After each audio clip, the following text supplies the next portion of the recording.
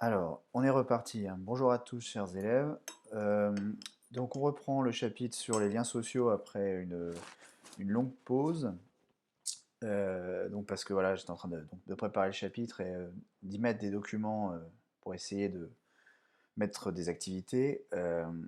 Alors, pour rappel, on s'était arrêté la dernière fois, c'était en introduction, sur quelques petites remarques sur l'époque durant laquelle Durkheim a écrit, voire même comment dire, des commentaires un petit peu antérieurs à ces écrits sur une sorte d'inquiétude de la part des intellectuels de l'époque, comme Louis de Bonald ou alors Joseph de Maistre, entre autres. Vous en avez d'autres, hein. Il y a Frédéric Leplay aussi, qui est connu pour être un grand comment dire, réactionnaire et qui voulait restaurer l'ordre de l'Ancien Régime, qui voyait d'un très mauvais œil la transformation des structures sociales du fait de la révolution industrielle et de la révolution française.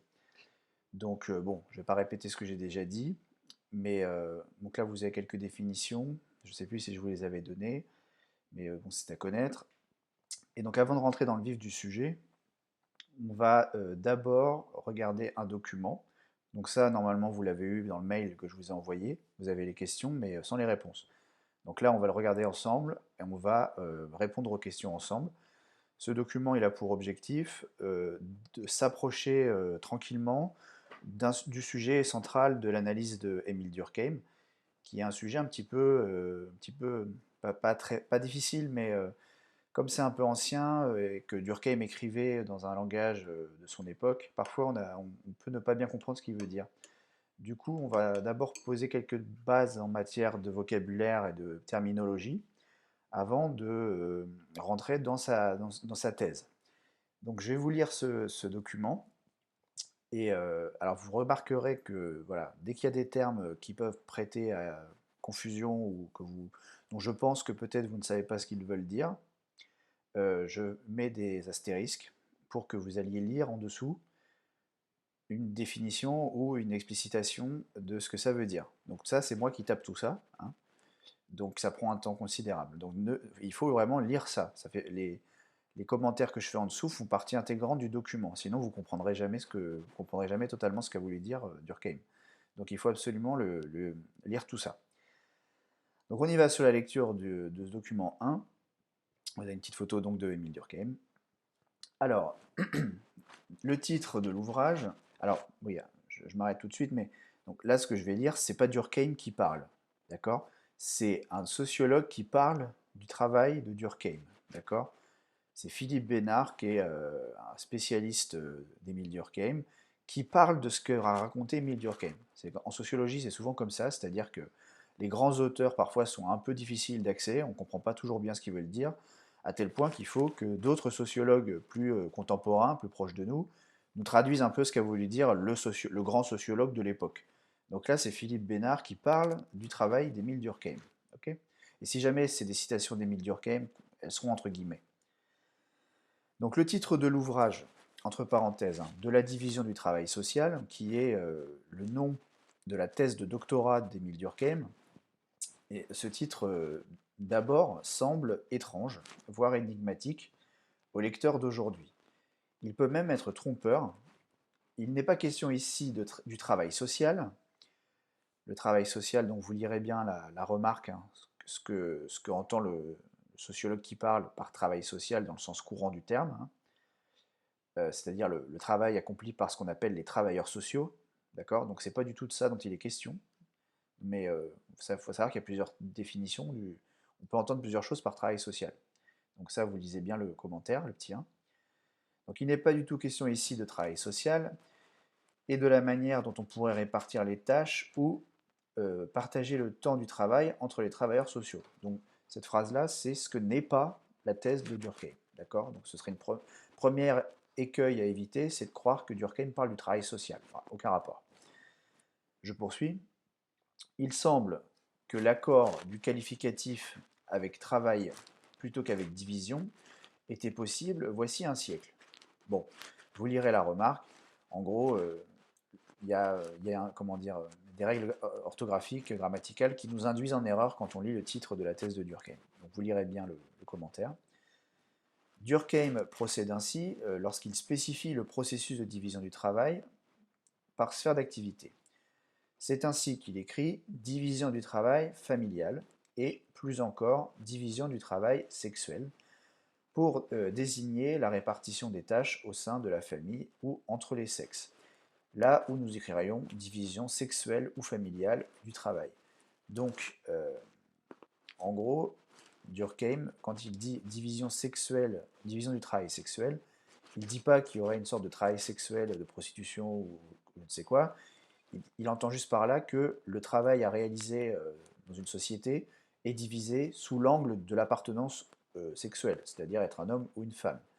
Mais à l'époque, en gros, on inversait. Au lieu de dire division sexuelle du travail, ce que nous on dirait maintenant, et qui est beaucoup plus compréhensible, à l'époque, on inversait les deux termes et on disait division du travail sexuel.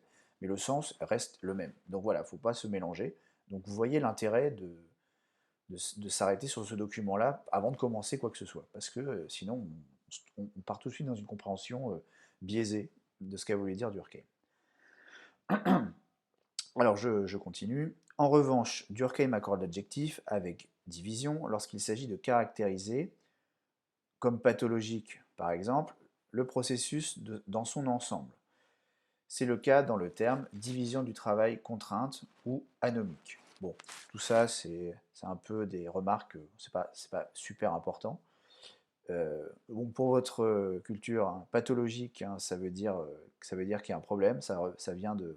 On parle de maladie, une pathologie c'est une maladie, et Durkheim à l'époque, on va dire, copiait le langage de la biologie pour l'appliquer à la société, à la sociologie. Il pense que la société c'est comme un corps humain, et donc voilà, il parle de pathologie. Anomique, bon, vous regarderez ce que j'ai dit à ce sujet, hein, c'est quand les règles sociales sont inexistantes ou insuffisamment présentes pour encadrer les comportements individuels. En somme, la division du travail social signifie la division du travail comme phénomène social, ou encore la division du travail dans la société. Et de ce point de vue, le titre a été fort bien rendu en anglais par Divisions of Labor in Society. Bon, très bien.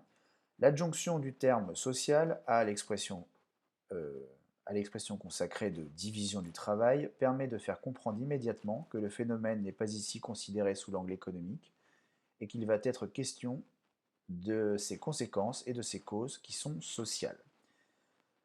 Euh, alors, bon, pour reformuler cette phrase, l'idée c'est qu'il y a un autre penseur antérieur à Durkheim qui s'est intéressé à la question de la division du travail. Et on en a parlé, enfin vous connaissez cet auteur, mais on n'a pas beaucoup parlé de sa notion de division du travail, c'est Adam Smith. Adam Smith, il parle de division du travail. Mais lui, il essaye d'expliquer ce phénomène d'un point de vue économique, c'est-à-dire par le fait que les individus recherchent leur intérêt personnel, et c'est ça qui les pousse individuellement à se spécialiser et à créer une division du travail. D'ailleurs, cette division du travail, si vous vous rappelez votre cours de commerce international, elle est censée se diffuser à l'échelle mondiale juste pour atteindre une division internationale du travail. Bah, Durkheim, il essaye d'expliquer la même chose, mais lui, il ne pense pas que les phénomènes sociaux puissent émerger par la somme des comportements individuels, c'est-à-dire chacun tout seul dans son coin fait quelque chose et hop, la somme, ça fait un phénomène social. Durkheim pense que c'est au contraire à la société qui fait quelque chose d'un coup, qui va s'imposer individuellement à chaque personne. C'est pour ça qu'il met social dans le titre. C'est-à-dire que pour Durkheim, il y a une division du travail social, mais si elle existe, c'est pas parce que les gens ont décidé individuellement de se spécialiser dans quoi que ce soit, on verra ça plus dans la suite du cours, mais c'est uniquement parce que la société s'est transformée d'elle-même et a créé toute seule ce phénomène de division du travail. Donc les causes et les conséquences de ce phénomène seront sociales, c'est-à-dire indépendantes de la volonté des individus. Bon, tout ça c'est un petit peu compliqué, mais j'espère quand même que vous arrivez à comprendre tout ça. Donc, je continue et je termine. Je me suis perdu. Donc, l'adjonction du terme social à l'expression consacrée de division du travail social, ça je l'ai déjà dit. Voilà, j'en étais là. Le titre que nous avons retenu pour l'ouvrage commémorant le centenaire de la division du travail social, nous paraît fidèle à l'objectif de Durkheim qui était de montrer que la division du travail est porteuse d'une nouvelle solidarité. Bon là c'est vraiment Philippe Bénard qui parle, hein, c'est-à-dire que là c'est un extrait d'un livre plus général qui vient rendre hommage au travail de Durkheim dont ça fait plus de 100 ans qu'il a écrit. D'accord. Donc là voilà, c'est vraiment pour cadrer le sujet. Donc c'est bien un commentaire de Durkheim et pas Durkheim qui parle tout seul. Et à la fin du document, on va y revenir, vous voyez bien que le sujet phare du travail de Durkheim va être la question de la solidarité. En gros, c'est quoi le lien entre division du travail social et solidarité entre les individus. Ok. Donc on répond maintenant aux questions qui sont là pour vous aiguiller dans votre réflexion. Donc sans plus de suspense, on va y aller directement. Hein. Qu'est-ce que la division du travail sexuel pour Durkheim? Quelle formulation semblerait plus adaptée aujourd'hui? C'est ce que je vous disais tout à l'heure. Hein. Il s'agit de la répartition des rôles au sein des tâches à accomplir dans un foyer. En gros, qui fait quoi dans le foyer? Qui fait la cuisine? Qui fait le ménage? Qui élève les enfants? Qui va couper du bois? Qui va travailler à l'extérieur? Voilà. Donc, c'est tout ce qu'il faut faire pour qu'un foyer puisse tout simplement subvenir à ses besoins. Donc la répartition sexuelle, la division du travail sexuel, c'est qui fait quoi en fonction du sexe de la personne. Donc par exemple, les hommes vont travailler et réalisent des travaux, des activités en extérieur. Ça, c'est une répartition possible. Je ne suis pas en train de dire que c'est comme ça que ça doit être, bien évidemment, mais c'est comme ça que ça a été par le passé. Les hommes s'occupaient surtout des tâches en extérieur et d'aller travailler à l'usine, au champ, alors que les femmes, elles, s'occupaient des travaux intérieurs, c'est-à-dire cuisine, ménage, élever les enfants, la couture, des choses comme ça. Donc une division sexuelle ou une division du travail sexuel, c'est une répartition des tâches en fonction du genre de la personne. Et donc une formulation qui serait plus adaptée aujourd'hui, hein, c'est ce qui est dit dans le texte, aujourd'hui il serait plus adapté et moins ambigu de parler de division sexuée ou encore mieux genrée du travail. Avec une telle formulation, il est impossible de penser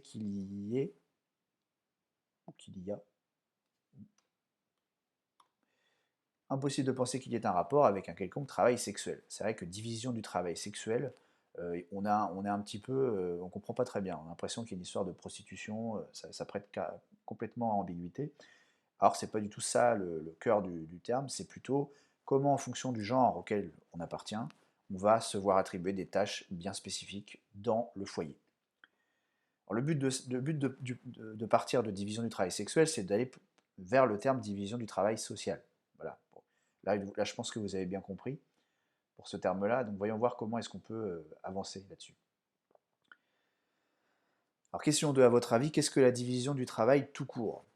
Alors, la division du travail tout court, ça désigne le fait, ça c'est ce que vous connaissez déjà, hein, c'est le fait de segmenter une production, un processus de production, n'importe quelle production, hein, en plusieurs activités et de les attribuer à des acteurs spécialisés euh, qui vont les accomplir individuellement. D'accord. Donc on prend l'exemple typique, c'est par exemple une voiture. On pourrait très bien décider, et ça a été le cas pendant longtemps, avant les années 30, les premières voitures, c'était un ouvrier qui fabriquait la voiture de A à Z. Et évidemment, il n'en faisait pas beaucoup par semaine, puisque il faisait tout d'un bout à l'autre. Diviser le travail, c'est on va décider que la voiture, pour être fabriquée, il faut plusieurs étapes. Et au lieu que ce soit la même personne qui fasse toutes les étapes, eh bien, on va attribuer chaque étape du processus de production, chaque sous-segment, on va dire, du processus de production, à une seule personne qui sera du coup spécialisée dans cette activité-là. Et c'est grâce à ça que l'on gagne en productivité. Hein. Adam Smith, d'ailleurs, le dit aussi hein, quand il parle de la division du travail. Mais bon, c'était pas au programme, donc on n'a pas pu en parler. Alors, par exemple, bon là c'est un autre exemple, hein, pas la voiture, mais bon ça marche aussi. Hein. Dans une entreprise, il peut y avoir des ingénieurs qui s'occupent de concevoir les produits, des comptables qui s'occupent de compter l'argent, compter les coûts, des publicitaires, des vendeurs, et chacun remplit son rôle pour que l'entreprise fonctionne. Donc c'est ça une division du travail, c'est on se répartit les tâches. Ce n'est pas une répartition en fonction du sexe, cette fois-ci, c'est une répartition en fonction des savoir-faire. Le comptable, il est formé pour faire de la comptabilité, donc c'est normal qu'il fasse la comptabilité. Les ingénieurs, ils sont formés pour faire des choses complexes, donc c'est normal qu'ils s'occupent du travail d'ingénieur. Donc c'est pas du tout le sexe qui va répartir le travail, là c'est des compétences. Donc c'est pour ça qu'on parle de division du travail tout court. Et maintenant on en arrive vraiment au sujet de la thèse de Durkheim. C'est quoi la division du travail social? Euh, donc d'après vous, que peut bien être la division du travail social, ou dit autrement, division sociale du travail? Vous pouvez croiser les deux termes.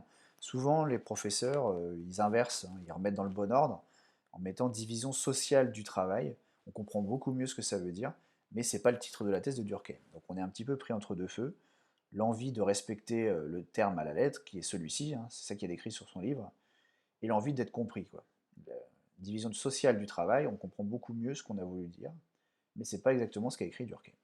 Donc vous, si vous, voilà, sachez-le, on parle de la division sociale du travail, mais Durkheim, lui, il écrit division du travail social. Mais c'est la même chose. Alors la réponse, il s'agit de la division des tâches nécessaires au fonctionnement d'une société. Alors ça, c'est là que c'est un petit peu difficile, c'est qu'on pourrait se dire, bah, pourquoi est-ce qu'il a mis social, après tout? euh, il aurait suffi de dire division du travail, c'est-à-dire qu'est-ce que c'est que la division du travail? Bah, Durkheim, il entend la division du travail dans un sens plus large que juste les activités productives.